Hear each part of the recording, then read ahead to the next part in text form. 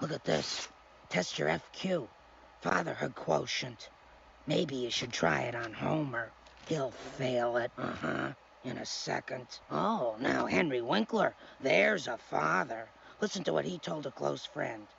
I don't always keep my cool like the Fonz, but my love for my kids has given me plenty of happy days. The Simpsons. Hello, and welcome to the Simpsons Countdown, the podcast in which we go back to the beginning and watch all of The Simpsons, tracing the creative evolution of the series and counting down to find the exact moment in which it began its downhill journey into irrelevance. I'm Erix Antoine, and this week I'm once again joined by my good friend Chris Prentice. We'll be discussing Saturdays of Thunder, which originally aired on November 14th, 1991. It was written by Ken Levine and David Isaacs, and directed by Jim Reardon. In this episode, Homer comes to realize he knows very little about Bart, and so decides to get to know him better and become a better father. He helps him to build a soapbox racer. Bart hurts Homer's feelings by deciding to use Martin's superior model. But Homer eventually realizes he must put his feelings aside and support his son, in a heartwarming ending. The episode is a parody of sports melodramas and also a sweet father-son story. But it's more historically notable for being the lead-in to the world premiere of Michael Jackson's Black or White video. And if I'm being honest, Chris and I probably spend more time talking about that than we do about the episode itself. But it's a good episode, and we're going to do our best to discuss its finer points. So, without further ado, here we go.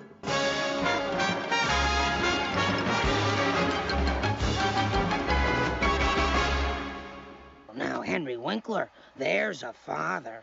Listen to what he told a close friend. I don't always keep my cool like the Fonz, but my love for my kids has given me plenty of happy days.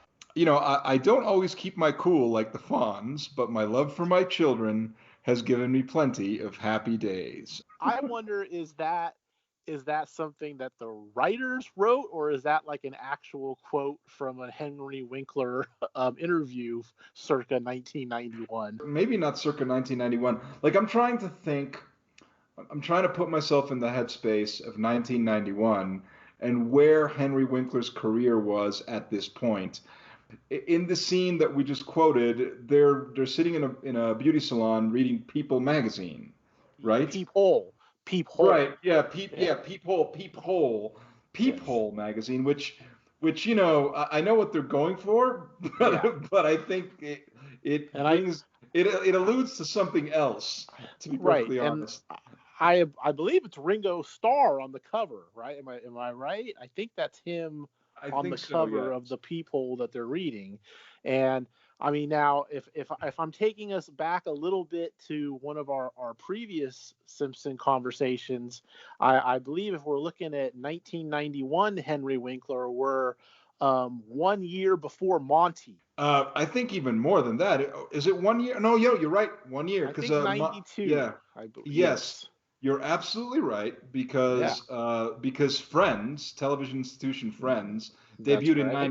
93, right? In the That fall season was of 93. that was 94. That So was I think we 94. go. I think if we're going by the David Schwimmer trajectory, Yes. we're going Monty 92, and then somewhere either I know after, but then some. I think even before. We're talking. He's Kevin's older sister's boyfriend on Wonder Years, and Right. then we have Friends. Right, right. Yeah. Yeah, because I'm trying. See, here's the thing. When Monty premiered, that's why I'm thinking Monty. We would have to look this up, but I think Monty was actually 93 also. See, for Um, some reason in my head, I think that it's fall. I think it was like in the fall of 92, because I think they were trying to like capitalize on the fact that it was an election year and there was Yeah, all you might be kinds of right. presidential stuff going on. So Fox thinks, hey, what? Who wouldn't want a conservative right wing spoof of Rush Limbaugh sitcom right about now? Yes, That's exactly. kind of my thinking. Yeah, I mean, they were pimping it. Actually, you know what? This is gonna blow you away. I just looked it up. You are not, this checks out because this is what I remember. And see, Monty, I actually watched Monty when it aired. I was already living in Bolivia when it premiered. However, it just turned out that when it premiered, I happened to be in the US. I was on vacation in the US, in New York, and I happened to be around for its premiere. And I happened to basically, like, I was taking advantage, and, this is before I had cable TV or anything here in Bolivia. So anytime I would be in the US, I would always, like, tape a whole bunch of TV, just tape a whole Yeah. bunch of TV and take it back with me to just, that was how I would get, like, my American TV fix, right? And Sure. so, and I figured, and also like to show my dad and show like friends back home and whatever else, right? So I figured, and this was a new show, and they were really like hyping it, and they were saying it was going to be like the All in the Family for the '90s, like Yes. that was how they were Oh billing boy. it, that Oh yeah. that Monty was going to be like the Archie Bunker of the '90s. They really thought this thing was going to take off. Now here's the part that's going to blow you away. So Monty is an American sitcom that aired on Fox from January 11th to February 15th, 1994. Really? Yes. Huh. And that makes sense because this is when I was in the US. I was, and I taped every single episode. I've got to find that VHS. It's got to be somewhere. I've got every episode of Monty on tape somewhere. Yeah, well, I mean that I'm 2 years off then. For some reason in my Yes. head, I had it as being right around when there was the Clinton Bush Perot election, and so I don't know, maybe I I just kind of associate that with sort of the height of kind of Rush Limbaugh when he was really starting to gain steam, and I just kind of envision that as when Monty started. But I guess I'm a couple years off.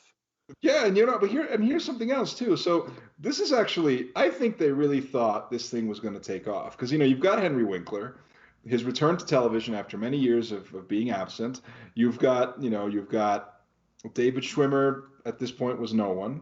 He had Right. been, like you said, he'd done some TV guest spots. He'd been on the Wonder Years, Yeah, whatever, that's but he about all wasn't. I know. It's also got China Cantner, who is an actress who believes she's Grace Slick's daughter.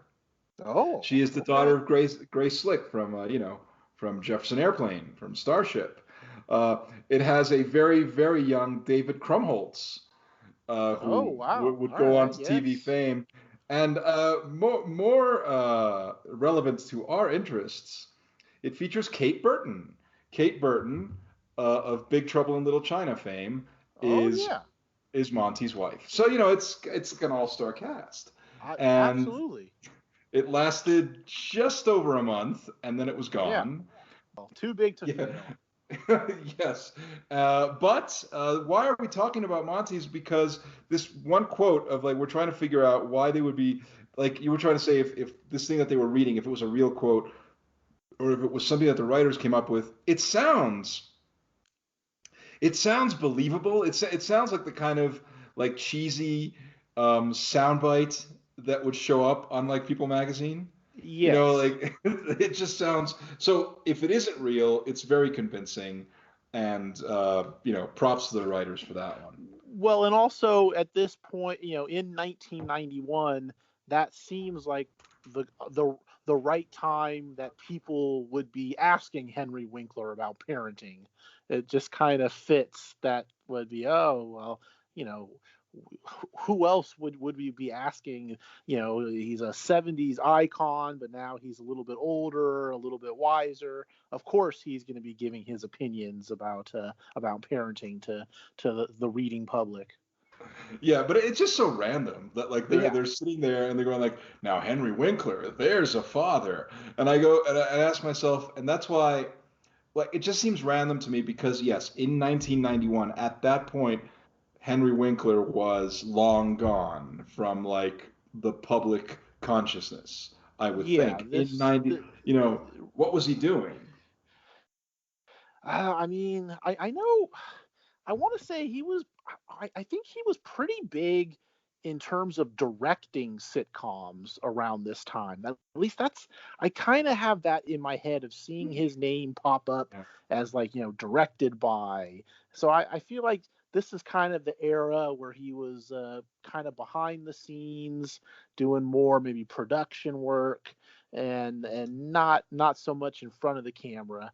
I mean, it was a few years later that I feel like he really kind of had his comeback with a Scream.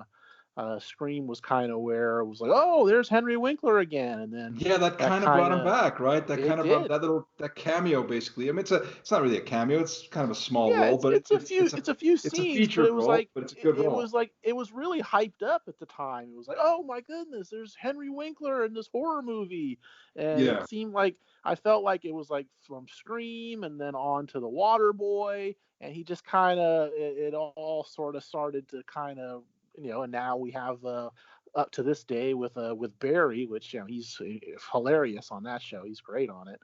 Yeah, no, he's finally sort of come back as sort of a reliable character actor. But you're right. This is back when he was directing sitcoms and great films like Cop and a Half. And That's right. Yes. right, Yes. yes, yeah, How could I this forget is that? I feel horrible yes, that I didn't pull that one out. Oh my goodness. yes. Yes. Yeah. As I understand it, very difficult to direct Bert on that movie, as I have read Henry Winkler say that it was not the easiest shoot. Well, it seems to me that Burt Reynolds, I think, must have been a real pain in the ass to direct in general because he himself was a director Yeah. as well. So I think Oh that yeah. he felt like he knew better than anybody else. Like, and it just seems like he would have, God rest his soul, but it seems like the guy might have been a bit of a pain in the ass Oh when yeah. he was alive.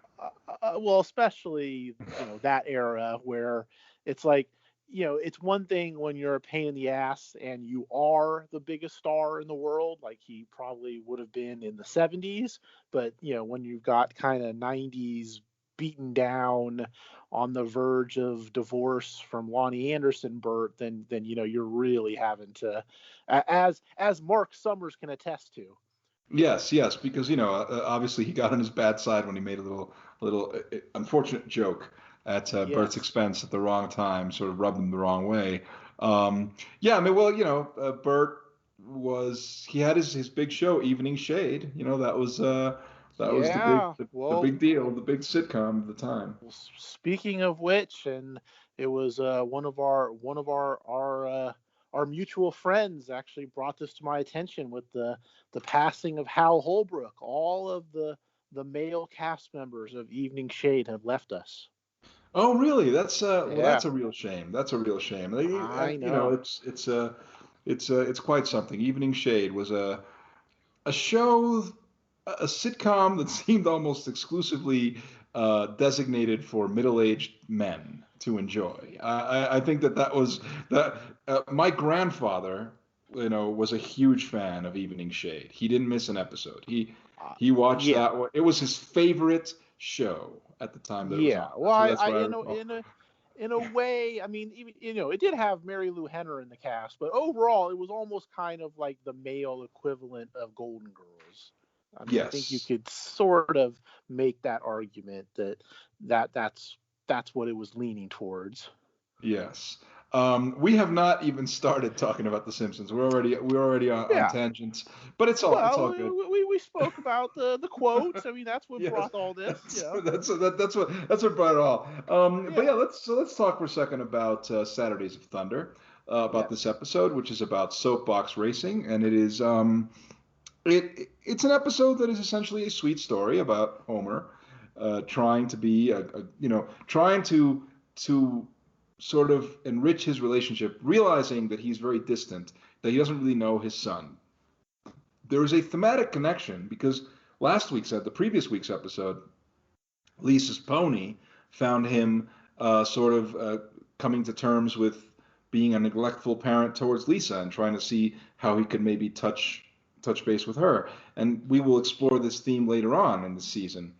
They always try to touch on Homer's inefficiency or inefficacy as a parent. And so last week it was with Lisa, and now I don't know if this was deliberate, but it's kind of weird that now they follow it up with here's an episode where he tries to sort of get closer to Bart through something that interests him. And You would think that they would sort of space that out a little bit, but yeah, it is kind of odd how it worked out that way, that they have very strikingly similar episodes, just dealing with different children. But it's a really good episode. This is outstanding. Just from the very opening, with the great Phil Hartman as Troy McClure. I mean, I think the episode starts with a bang, and it's a good one all the way through. yeah, they're watching the stalwart Simpsons infomercial program. It always shows up. It's I can't believe they invented it, I think is the name of the show that he's watching. Right, right. And this time, and Dr. Nick Riviera always shows up with something. And so in this case, it's a what is this invention in this episode? Something to clean Well, stains. yeah, it's a cleaning product, which, and the way that they basically uh, show you how well it does its job is they clean the tombstone of Edgar Allan Poe. Yes, one of our best writers. Yes. Quoth Right. the Raven, "What a shine." Yes, one of our best writers. And then almost immediately we go into the actual plot of the episode, which is spurred by Homer failing that quiz. But before he takes the quiz, before he takes the parenting quiz Yes. that was in Peephole magazine, he takes Lisa on a trip to the video store. Lisa and Maggie, they leave Bart alone. That was a shocking thing to me. Like Bart, we understand that Bart is 10 years old, and I don't recall. I do not think that my parents, and I grew up in a loft in New York, but I don't believe that I was ever left alone at home when I was 10. Were you? Oh yeah, yeah. No, Like by alone, ten. well, yeah, I guess so, right? I guess so. Like no, Yeah, I uh, mean, yeah, maybe not for yeah, hours at a time, but I by that point I know I had been alone, somewhat. I would yeah. have been left alone, yeah, by 10. Maybe not, not for like 4 or 5 hours, but an hour Couple for hours, things. maybe an hour. Yeah. I mean, I used to get home, like, I remember, like, in fourth grade, I used to get home, and there wasn't anybody home sometimes, and so yeah, so That is true. That yeah. that is that is true. Yeah. I mean, I would. I'm trying. I guess so. Yeah, I would be left unattended, but not. Yeah, but not for hours and hours at a time. Just for Right. maybe an hour at most. Maybe it really wouldn't be for a long period of time. And I really don't think. Certainly not. It wouldn't have been in my case, and I don't think in your case that they would have left you alone if they saw that you were in the garage welding. Like, Right. Yeah, I think um, that's the big difference, is being left alone with welding torches and all manner of instruments that you can cause a lot of damage with. So yeah, that is where Homer drops the ball. yes, I mean, it's a deliberate joke, just showing that he's a very careless. The implication being that Marge would not have done that. Obviously, she would not have left Bart alone there, but Homer does, and they go to the video store to where Homer rents, football's greatest injuries. That's what he Right. chooses to rent a compilation video cassette, which something like it, I'm sure exists. I don't know if exactly like that with that title, but I'm pretty sure that Yeah. there must be something of that nature in Yeah, existence. I mean, well, there used to be more of those types of video. Well, obviously, there's really no videos now. But Yeah. that used to, and up until maybe about 10 years ago, that was something that during a football season, like ESPN, they would do like, oh, the top 5 hits of the week, and the top 5 cracks of the week, and they would really get into showing what was the hardest hits. But I think what's happened now is because of all of the concussion issues and all of the what we now know. I guess for some reason people didn't realize football was a rough sport back in those days, but now, because that's on everyone's mind, is you don't see features like that anymore.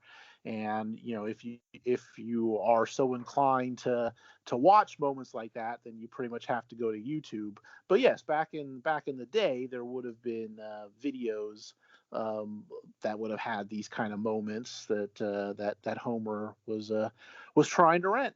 You just brought up YouTube, and that's true. We gotta go back in time for a minute. Early '90s, late '80s, early '90s. These kinds of compilation tapes, like existed. They had. This is kind of a joke, football's greatest injuries, but there were things like that. Like Yeah. these like videos that you could rent, or that they would offer them on TV, actually, that you could buy them, Oh yeah. and they would just be compilation videos of anything, like Oh, of course. whether it's football or boxing, or even just any kind of compilation things where it's like the greatest this or the greatest that, or the 10 best whatever, things that now you can go on YouTube and find these like 25-minute videos on YouTube, made either by YouTubers or by whatever. And these are things that used to exist in a video store. Like, you would go to a video store and rent it or buy it, and now you can find it for free on YouTube. And I think that's kind of funny. It's funny to me to like think that now. Like, oh yeah, yeah. It's I mean, it is pretty wild that there were all these types of, and not just sports. I mean, gosh, I think the maybe the most infamous sort of example of these compilation tapes was the Jerry Springer Too Hot for TV tape.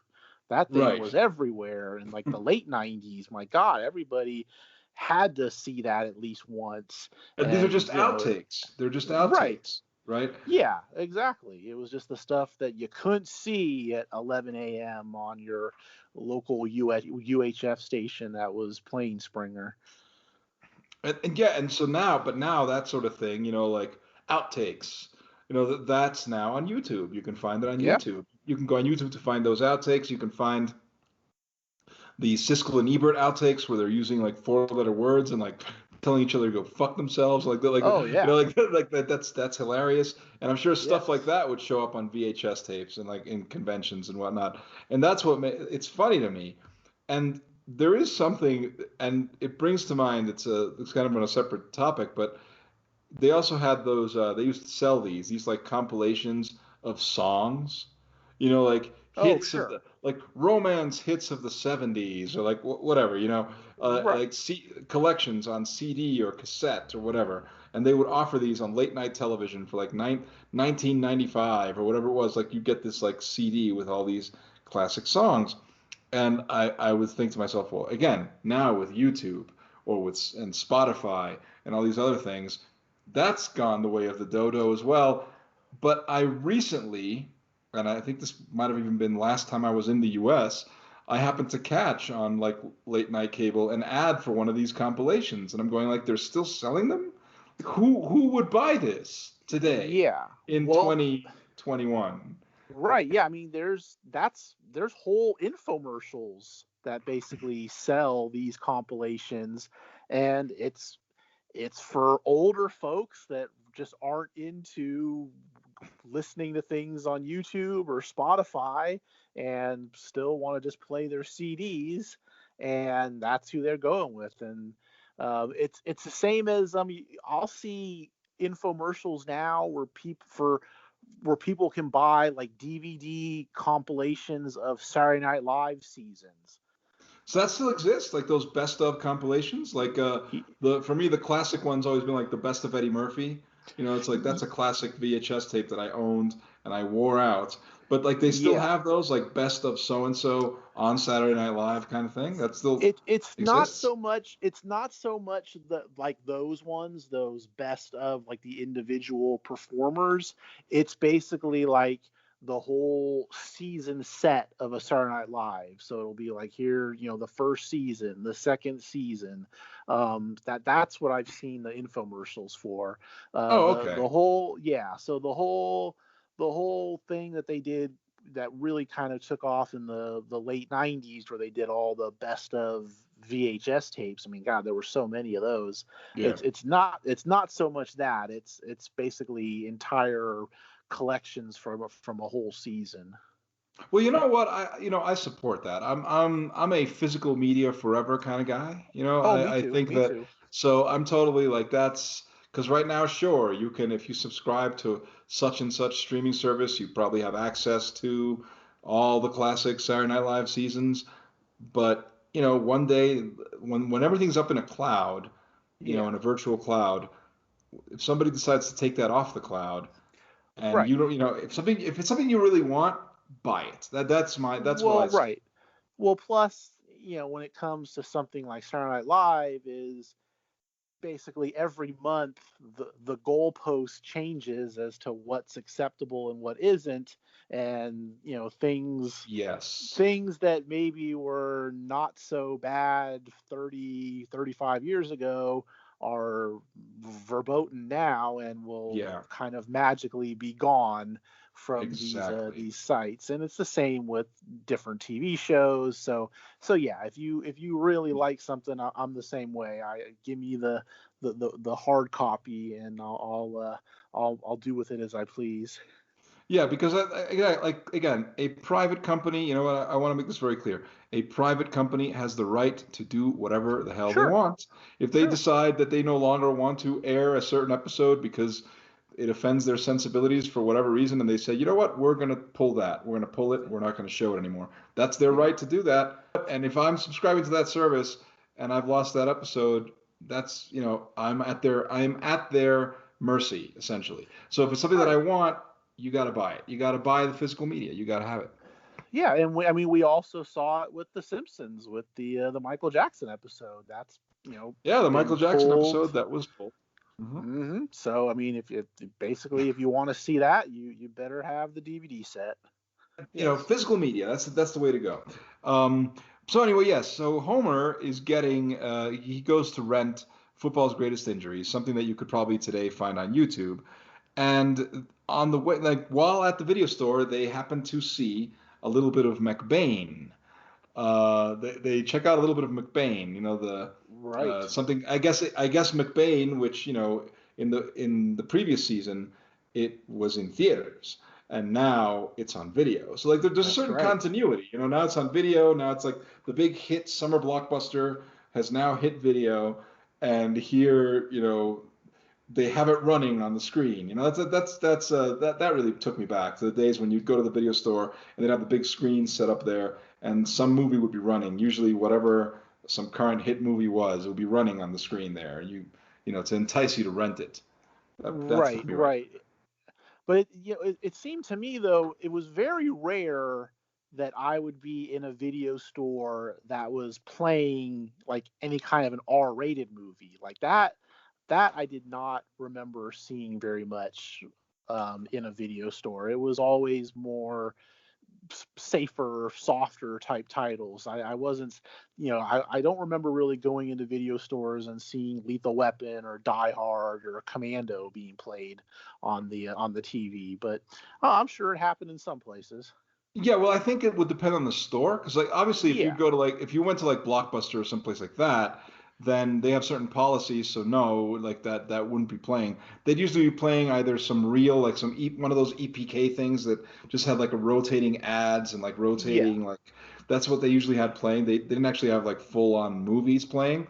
But if you Right. went to one of the more like one of the smaller like more mom and pop type video store places where whatever there Yeah. you like they just put whatever they wanted.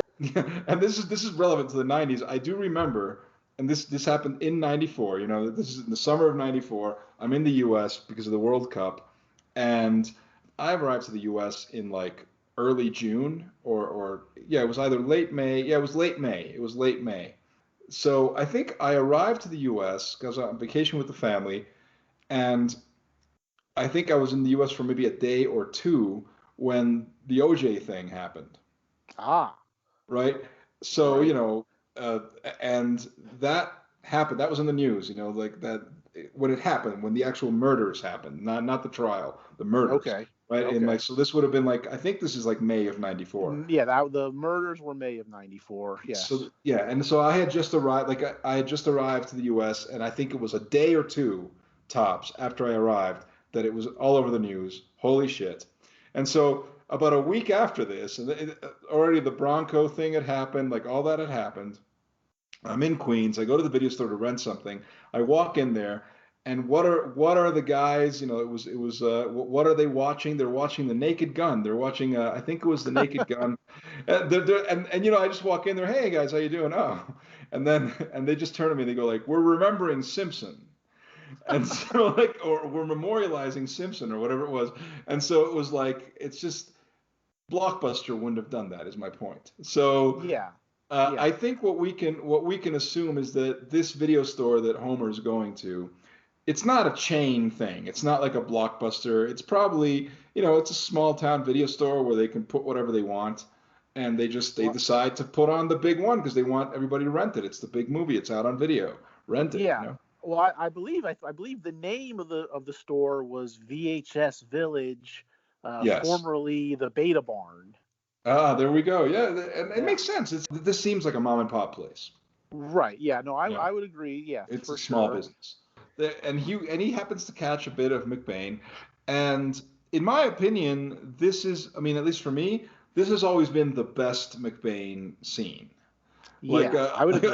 of the ones that they, because there's a bunch of them that we see throughout time. Right. And but this is the best one. I've always liked this one.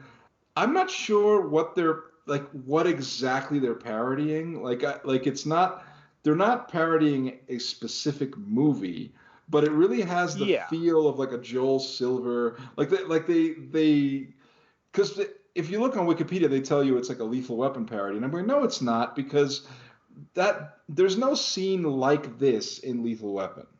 You know, No. I mean, I think his partner is certainly a variation of Murtaugh. sure, sure, Especially it's got the boat yeah. and all that. So I think the partner is supposed to be a stand-in for Murtaugh. But yeah, it's not really exactly taken from a specific movie that I know of. I mean, there's any number of movies where the partner is killed, and Right, obviously that's why the parody in McBain is funny, is because we've all seen that so many yeah, times. But right. yeah, I don't think there's like a specific movie that it's spoofing right there.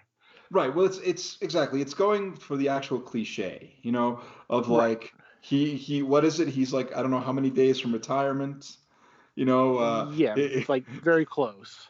right. His daughter's graduating from college, and Yes. like everything's looking up. Like everything's great. Like life is wonderful, and Right. in most cop movies, with the exception of Lethal Weapon, and Lethal Weapon, they sort of turn the cliche on its head, but in most of the time when you have that like secondary character who's like talking about his retirement and his family and like how wonderful Right. it's all going to be, that's that's the guy that's going to end up dead like halfway through the Yeah. movie.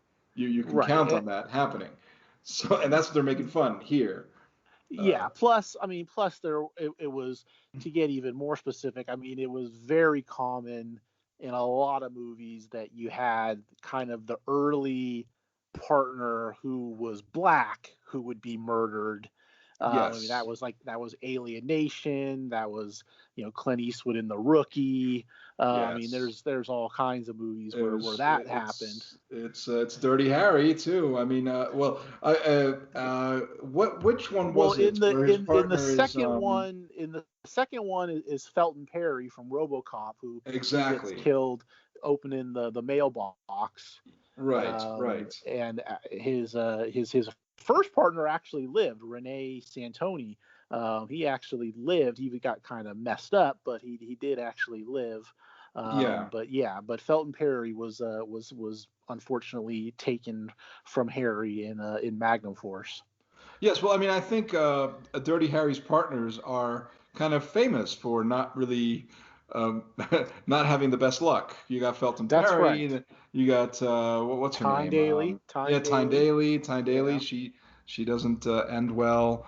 Um, they're playing with the cliche. They're playing with the cliche of Right. the partner that dies.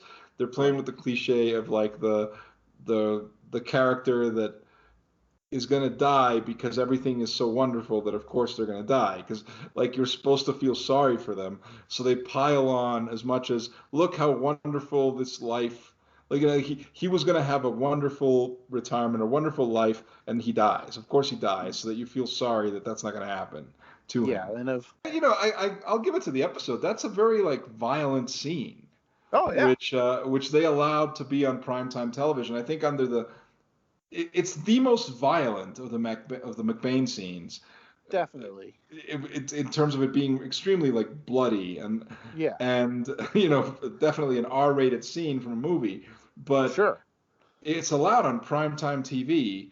The Simpsons got away with a lot of this stuff just because of the way that they presented it. Well, maybe Fox figured on that particular night, well, let's see, we're going to have this episode, then we're going to premiere the Michael Jackson music video Black and White, where he basically handles himself for 15 minutes. So this little spoof of a Lethal Weapon is no big deal. So maybe that was the thinking, perhaps. Yes, well, yeah, there is that. Yes, but we'll get there. We'll get there. So you have a reference to Lethal Weapon, which is something that was at the, you know, it's. I think we've agreed that it's maybe not Lethal Weapon specifically, but it's certainly spoofing the standard slick Joel Silver action film of of the Right. period, of the time, of the late Yeah. 80s, early 90s. You know, whether it's Die Hard or Lethal Weapon, or you know, the kind of Joel Silver Yeah, I ethos mean, is obviously, present with that scene. McBain is sort of a variation on Schwarzenegger. Right. The scene is something that might have been from a sort of a Lethal Weapon movie. So even though it's not, specifically a scene that we know of, it's just a pretty much a dead-on parody of those type of movies at that point. Yeah. And so that's something that people would have gotten because it was parodying something that was of the moment. And so Right. you get what this is about. But later on in the episode, you have like a reference to Ben-Hur. And Right. here's the part I'm okay, so in 91 when this aired, of course I had seen Ben-Hur. I was familiar with it. I got what they were doing. It's a classic film. Simpsons is famous for parodying classic films. I don't know to what extent they continue to do it. Again, I say this almost every episode. I have not Yeah. watched The Simpsons in like 20 years. But Yeah. at the time, they were parodying classic films as well, established classic films. What I would wonder is how does a gag like the Ben-Hur thing play today? Is Ben-Hur still even? I mean, I don't know. No, I think not. I think that's a movie that if people had a fond appreciation for it, most of them are probably no longer with us. Right. Um, I think everybody agrees. I mean, I've seen it. It's a great movie of that era and of that type. I know that I would not have seen it when this episode had aired. So any of the stuff that would have been a parody of Ben-Hur would have been over my head because I don't think I saw Ben-Hur till maybe I was like early 20s. I probably finally checked it out.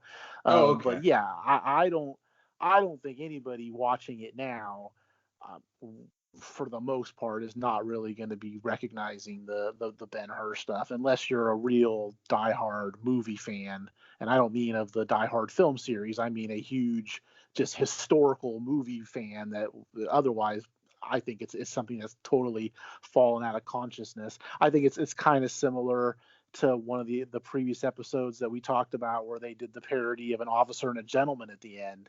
I mean, that's something that is, who's nowadays has any idea of how Officer and a Gentleman ended. But okay, so Ben-Hur's like a classic film. Fair enough. It It's is, like yeah, sure. And so maybe much like 2001 or like any of these films that were like classics that they were parodying all the time, or Psycho or whatever.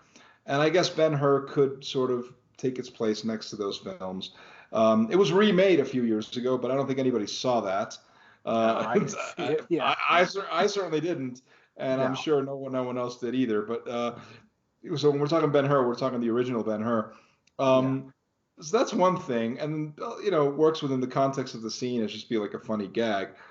There's also a reference to like The Natural, which Yes. and it's their first reference. They're going to reference The Natural heavily, a few episodes from now. Right. Yes.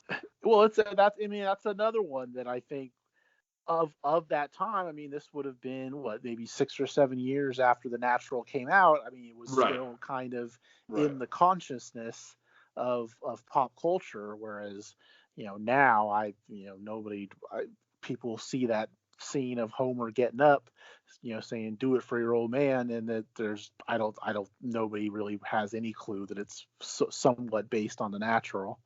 Right, and like the music swells, like Right. the music from The Natural, the very famous score, Yeah. swells, and it's very clear what they're doing. But yeah, nobody would get it at this point, I think. But it's just, I mean, okay, so they do that kind of stuff also because the episode on top, like on the one hand, yes, it's a sweet story of Homer connecting with Bart, but it's also it works as like a basic parody, of the standard sports melodrama, whether it's The Natural or in this case more like a racing movie, like Days of Thunder or Yeah, exactly. yeah, but I mean that which clearly like that's Saturdays. The title is taken from Days of Thunder, but Days of Thunder is hardly the only racing movie in existence. I mean, there's any number of racing movies, and the formula is the same whether it was then or now. You look at like more recent films like Rush, or the very good Ford versus Ferrari. I thought that was a pretty That was good. pretty good movie. But Yeah. whatever you're talking about, it does kind of establish, it does follow a formula that's very similar to this story. It's always that same formula. Just they all follow the same sort of beats, even today. Yeah. No, exactly. I mean, there's only kind of so much you can do with a racing movie in terms of getting out of that formula. One thing that I find funny in this episode is, so they initially have basically the I think they call them the time trials, but it is a race between Nelson, Martin, and Bart.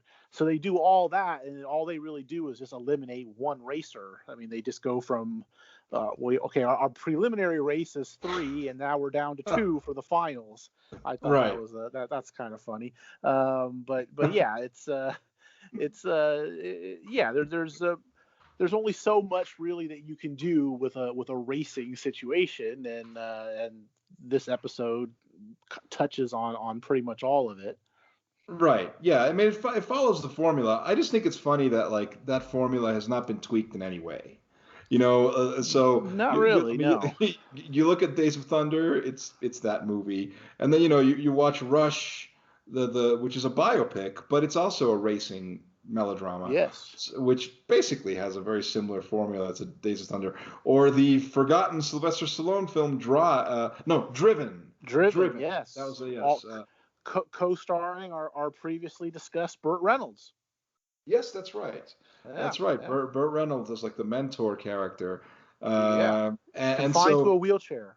yes, confined to well, actually, I think he's sort of like he's like he's the old master character. Sylvester Stallone is the mentor character. Yeah. And forgotten, what was the guy's name? I don't even remember his name. He's somebody that I think is gotten some Me Too trouble. Kip Purdue. Oh, Kip, that's right, Kip Purdue. Yeah, from Remember the Titans. That's right, and he's like the lead, and then there's this forgotten actress Stella Warren, and Yeah. I think you've got Till Schweiger, who Yes. who And later showed up on Inglorious Bastards. right. That's And pretty decent Gina cast. Gershon also. Gina Gershon, it's a pretty decent cast. But anyway, so Oh, you it's a got good cast. Driven. Yeah, you got Driven. So any movie that's about racing tends to follow the same formula as this episode. Essentially, that same story, and right down to the plot points. Where you have so Bart and Homer, they build the soapbox racer.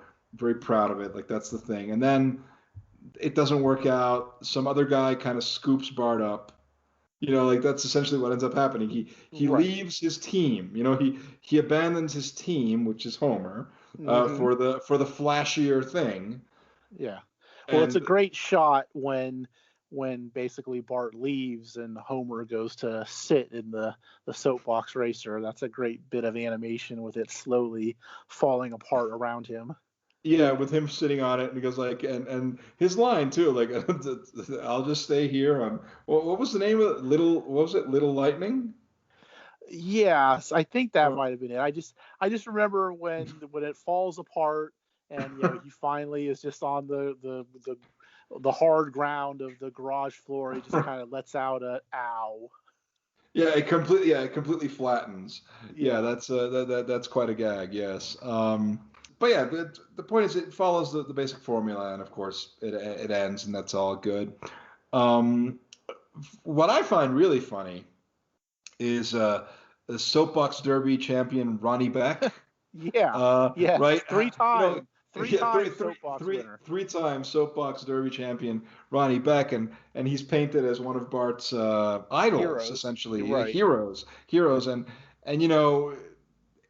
he's built up as this, and then you see him, and it's this pipsqueak little kid who's like smaller than Bart, Right. and Right. and and Bart calls him Mr. Beck, and Yeah. for some reason that one thing is for me like it just that was I found that to be the funniest thing in the episode for me. Like it made me explode into laughter just because it was so ridiculous. That is funny, but I also get a kick out of how what is basically a neighborhood soapbox race between two local neighborhood kids is somehow broadcast.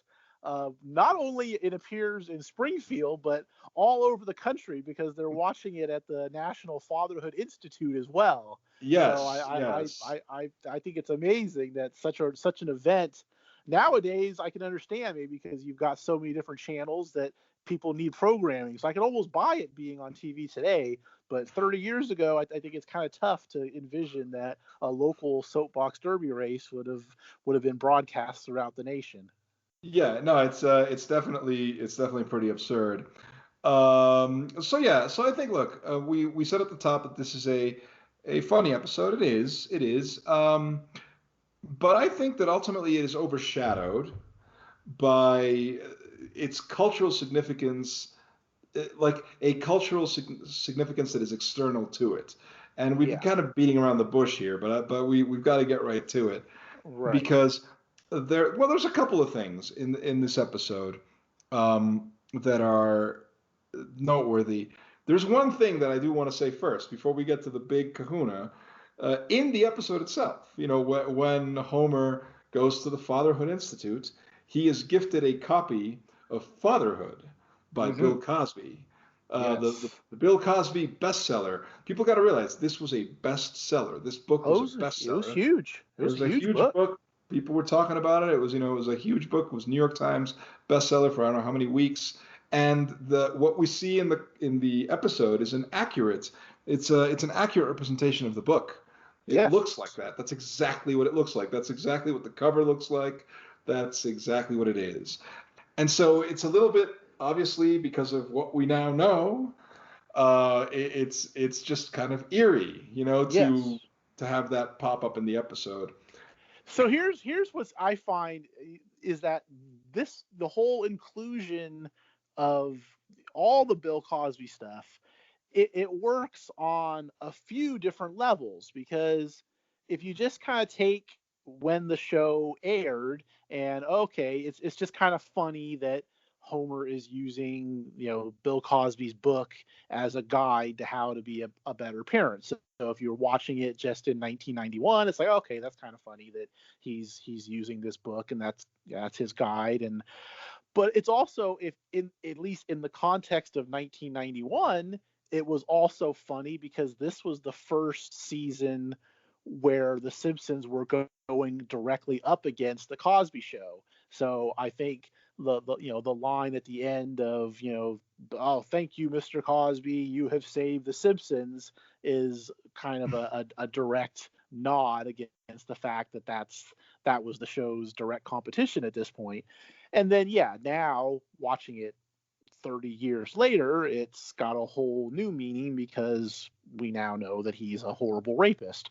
So it just kind of, it has a whole lot of different layers to that the inclusion of that book.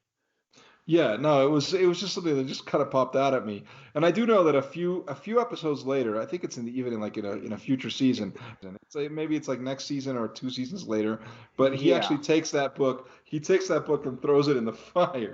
Right, right. So, It's the one where they have to spend the money for the operation for Santa's Little Helper. I know it's that episode. well, it's this season then. Yeah, that's later on this season. That's I'm pretty like sure. towards the later part. But yeah, it's like it's trippy seeing it now. I mean, it's like, wow. I mean, what a fall from grace to go from. Yeah. I mean, it's always been trippy. I mean, even when all that stuff was originally going down. But yeah, watching this episode now and kind of seeing all these gags, it's very surreal. So there's that. Obviously, that like that today perhaps has not aged. I mean, it is a time capsule element, which you have to accept Right, yes. very much of its time. So it's all very well and good. Yeah. I mean, to be fair, at the time he was thought of as America's dad, basically. Sure. I Absolutely. mean, there was that. So for them to have that book be sort of the Bible of the National Fatherhood Institute, it would make some sense. If he's as smart as he is funny, and clearly he is. Yeah. We shouldn't even speak of him in the past tense. He's still alive. No, he is. Yes. He is in prison, but he is alive. Yes. And he is smart, and there are many things that are on the level of him being funny. He is also just as horrible as he happened to have been funny. Yeah. But like all these things that are just they kind of leap out at you. Well, I don't know, something that's also interesting is about his book is, that book was like a big smash book when that thing came out, and it kind of kicked off this whole trend where all the sitcom stars suddenly had books out. It was like a big thing in the 90s of, all the different, comedic sitcom stars suddenly had to have their own book. And one of them was Paul Reiser had a book. I don't know. Do you want to venture a guess as to what the title of Paul Reiser's book was? I do, go ahead and tell me. I don't remember. It was Couplehood. Oh Christ. Okay, so that was it was a direct reference. Yes. Yes. Okay. Because, obviously, look, Bill Cosby's show, he's a father, and, so his book is going to reflect that. And so, Paul Reiser's show is all about being in a relationship. And so somehow, since he's on a comedic sitcom about being in a relationship, that would make him some kind of an authority to write a book about such things. And so his book was Couplehood. Right. Okay. No, it makes total sense. But I think one thing that we have to highlight, I mean, I have not read Fatherhood, and based on the way it's used in the show and everything, I'm pretty sure that it's like a legit book. Like it's not just Bill Cosby's routine, between two covers. It's not just like, or which is something that a lot of stand-up comedians did. Whether it was like George Carlin or Jerry Seinfeld, that basically what they would publish would essentially be their routine in book form. Yeah, is what it would be. There was a lot of that. Yeah, I mean, I imagine that his his book was much more than that. I mean, he really did kind of fancy himself as sort of this sage giver of wisdom when it came to parenting. And I mean, that was sort of what he did, before Right. he ended up in court. That was kind of what he did. Was he was all about trying to tell the youth of the nation, pull your pants up, and this is Yeah. how you need to act. I mean, he was really hammering Yeah. home all that kind of stuff before Yeah. he found himself on being accused of about 80 different rapes. Right. Yeah. Pull your pants up, straighten your ball cap, don't wear a hoodie, etc. So yeah, like this is what he did. So okay, so it makes sense for the time, and so that is something that you look at now. You go, ooh, okay. But one thing that this episode is also very important for, which was not only can it maybe be considered a scandalous issue now, it was then a controversial issue, is that this was the lead-in to the premiere of Michael Jackson's Black or White video, which was the big launch signal for his album Dangerous. Right. And that was the big thing. That like this episode was highly rated. It was probably it might have been the highest rated episode of the season. I'm not sure, somebody would have to look that up and correct me if I'm wrong, but if it wasn't the highest rated, it was certainly up there. Right. Because it was because this was the lead-in. Like they were promoting it all week. It was like, after The Simpsons, we're going to premiere the Michael Jackson video. And so we were sitting through the episode. At least this was the case with me. I appreciated Michael Jackson, but I still do. A great musician. But my point is, at the time, I was very excited. More than The Simpsons, I was excited to see the new Michael Jackson video. And I remember that vividly. I remember, sitting through the episode, just waiting to watch that video, which is the original video, which is the song followed by kind of a coda. So it's kind of like a short film. It's about Yes. It's like about 12 minutes long or something like that. I mean, it's up there. It's between 10 and 12 minutes. And so I remember that vividly. I remember we sat there. Like the Simpsons ends, then here comes the video, and they even promote like we knew all the things that were going to be in it, like Macaulay Culkin's in it, and George Wendt from Cheers, Mm-hmm. and like that's right. like they were talking about all the guest stars that were going to be in the video. So it was like a big TV event, and I remember we sat there basically mouths agape as MJ beat the tar out of a car, and then got on top of the car, and started pleasuring himself, essentially. Yeah. And that's an amazing thing. It's an amazing, amazing thing. So let's talk about the Black or White video for a minute.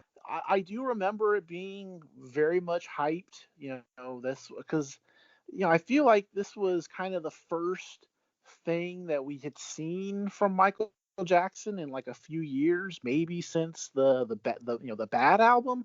If there was something else in between, it ain't jumping out at me. But I feel like that this was kind of the first thing that we had seen from him in a very long time. Well, the movie Moonwalker had come out and done some business or whatever else. But yeah, this was the major thing. It was like, here's the new album. This is the big deal. Right. Yeah. And so yeah, I definitely remember that being very much hyped, and then the video came on, and like you said, I think everybody was kind of like, what the hell is this? Like, there were a few things, like the sequence where all the people, their faces morph into one another. I mean, that was also the big thing. And I remember I recognized one of the guys who ends up, you see that, ends up in that part of the video. I recognized him as like one of the guys who was both one of the gang members in Marked for Death and one of the gang members in Predator 2. That's all. And I always remember seeing him. I was like, oh, yeah, I've seen that guy. He was in both of those movies. Yes, I know who you're talking about. I know exactly who you're talking about. He was he was like kind of the Jamaican sort of side actor du jour of the early 90s. I mean, I think that guy popped up in all kinds of stuff. I apologize, I don't know him by name, but that's kind of the other thing I remember about the black or white video. But yeah, and then it sure caused a whole lot of ruckus after that thing aired. That's for sure. I remember, man, people really went bonkers because of that. Yeah, well, it's just like I'm trying to figure out what the mentality there was because, like, uh, I still don't really understand entirely what that is. Like, I don't. It's got nothing to do with the song. It's got nothing to do with the rest of the video. Like Yeah. the video plays perfectly fine by itself, and it's directed by John Landis. It's a Hmm. well-made video. It's Yes. got a lot of production value, obviously, the multi-million-dollar production. And if you watch the video, it's on YouTube. You can look at it, and I'll probably provide a link in the episode description. But you look at the video, and it has like it's really well done, like all the transitions and the way it's put together, and even the finale is well done. But the only thing about it is that it's kind of inexplicable because the video ends, and then it's one of those like meta things where like the video they pull back and like you see the set and like the people walking away from the set. Okay, that's a wrap, whatever. And then you sort of pan over to MJ sort of standing by a wall, looking cool, dressed in his black suit and his hat, and he walks out into an alleyway. Yes, he's first the Panther. Right. He's first a Yeah. Panther, morphs into Michael Jackson, Hmm. and then like does what he does, where he beats the shit out of a car and then just masturbates essentially, and then Yeah. for however long that takes, and then morphs back into a Panther and walks away. And that's Yeah. the video. Yeah, well, little known trivia is, before they went with a car, John Landis desperately wanted Michael Jackson to beat up a helicopter. So They I see that. argued for hours about that. He said, "Look, MJ, this is what we need to destroy. This is the worst vehicle known to man, not this car." Yeah, but what does that mean? That finale for the black or white Well, video? I thought I remember hearing Jack. Now this is for real. I thought I remember hearing Jackson say that the whole beating up the car was supposed to be him beating up racism. Like that's what that was the Hmm, message that he was trying to get across. I see. I feel like I remember him when all the controversies kind of started, that's what he was. And that doesn't really explain any of the pleasuring himself part, but at least in terms of the whole destroying the car, I think I'm almost positive that he said that that's what he was trying to get across with that, which, I if that's his justification, then by all means, I guess. I don't know. Yeah, well, I mean, and he was really good friends with Macaulay Culkin back at this time. That was Yes. highly publicized. They were gonna make a movie together. I do remember that very well, Oh, and it was did gonna. did Ted Danson steal that role? Was that what happened? No, actually, no. Well, no, No. it wasn't getting even with that. No, it was Oh, no, but it was gonna be like a gangster movie. Like like it was gonna be a movie. I mean, I don't know the exact title. It wasn't Boys in the Hood, but it was a title like that. Like that's the okay. thing, and I'm pretty sure. I know that Michael Jackson was planning at the time to do like some kind of a. It was gonna be something to do with like gangsters, or it was going to be because it wasn't Boys in the Hood, but it was a title like that. It implied something like that. Boys in the Hood had already come out, and it something to do with the hood. And I always thought Michael Jackson and Macaulay Culkin, like how's that going to work? Like what's that going to be? Hey, if we had Macaulay Culkin team up with Elijah Wood, I guess we could also live with Macaulay Culkin teaming up with MJ. Yeah, well, I mean, was this going to be Macaulay Culkin's chance at like the age of 11 to be like a badass? I Because that's what we eventually saw in The Good Son, where he plays like a vicious psychopath. Oh yeah, he was out of his gourd in that one. Yeah, it's incredible. That movie is Yeah, incredible. That oh like yeah, that movie's unbelievable. I love that movie. yeah. I I don't don't know know for why the that one didn't catch on more. I mean, that was good. It's a good movie. It's like a. By the way, we're talking about the movie The Good Son, Yeah. in which Macaulay Culkin is a terrible, terrible kid. Yeah, Uh, and convincingly so. yeah, convincingly so. Just a truly evil, evil little bastard who kills people, and it's quite a shocking film to see. Yeah, well, I always thought what was kind of amazing about that movie is that you would think, okay, because in a way, like child stars, they're almost kind of like wrestlers, whereas like you first, usually you kind of first like them because they're good and they're sweet and they're wholesome and then eventually you have to have them turn and they have Yeah, to turn to the dark side, but like with Macaulay Culkin, that was like in the middle of his kind of heyday. It's like he had done Home Alone and Home Alone 2 and My Girl, and then they do the Good Son, and he has the turn to evil, and then he goes back to trying to be the cute little kid and does Getting Even with Dad and Richie Rich.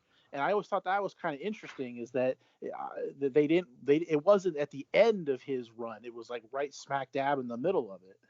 right. Yes, I mean, at the very least, Corey Feldman and Corey Haim waited until 94 or 95 before they co-starred in an erotic thriller.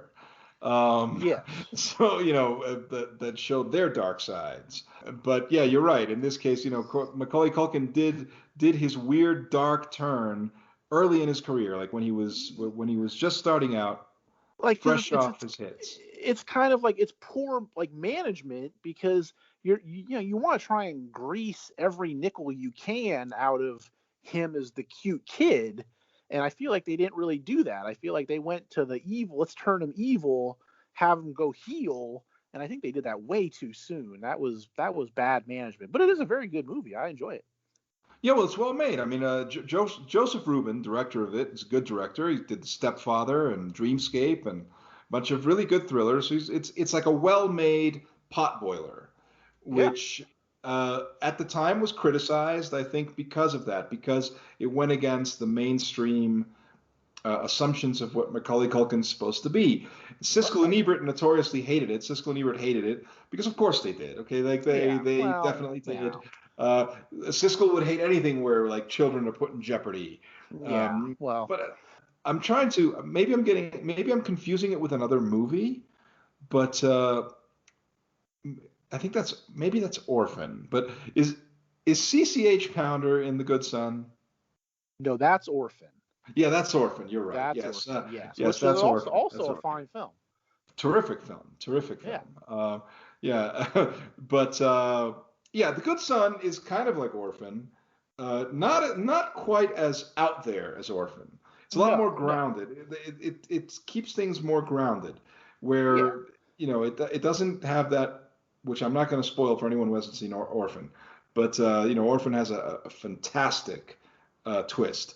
oh The right, Good Son does not go there. Good Son is not, Good Son is just a pretty standard story about an evil child who's yeah. just I a mean, to bad me, person, just a bad kid. That's it. right, it sort of fits in with that whole era of the cops from hell and Lawful Entry, the secretary from hell, the temp, and the good son is basically the little kid from hell. I mean, more or less.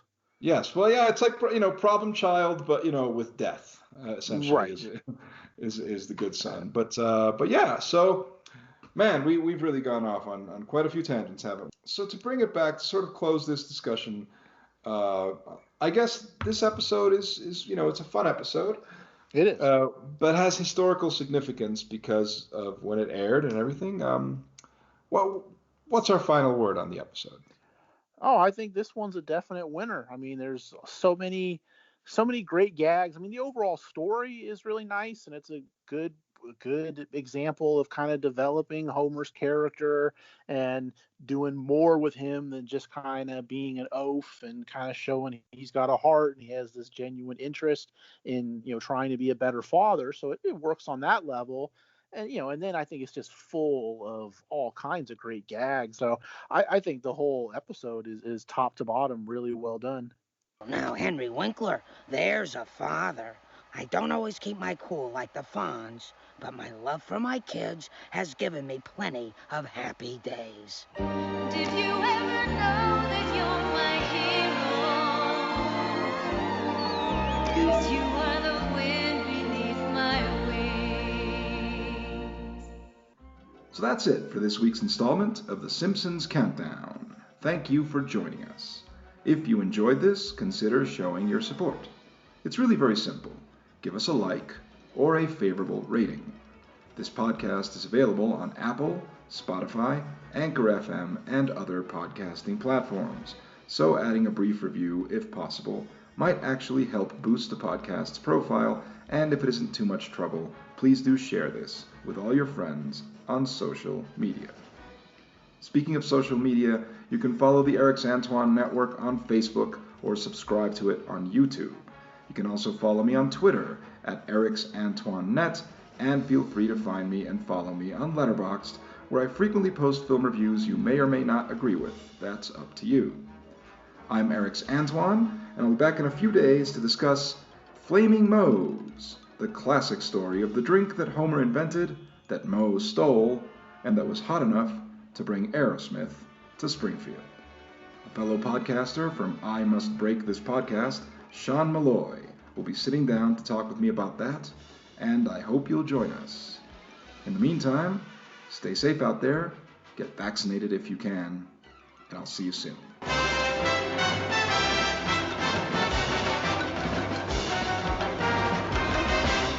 I don't always keep my cool like the Fonz, but my love for my kids has given... Shh.